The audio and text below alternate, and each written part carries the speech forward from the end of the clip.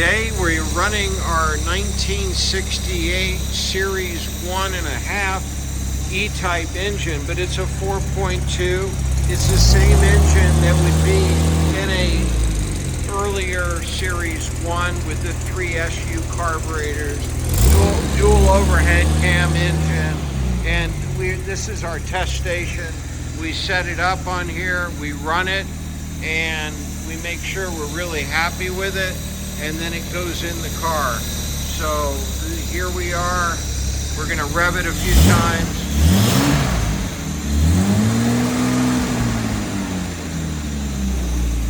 And we're gonna walk around, take a look at it one more time. It's doing beautiful.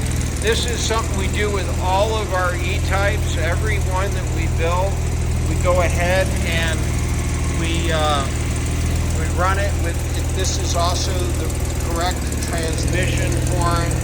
It's got the alternator. We use a generic radiator. We run it, set it up. We check all of our instruments. We make sure our readings are good. And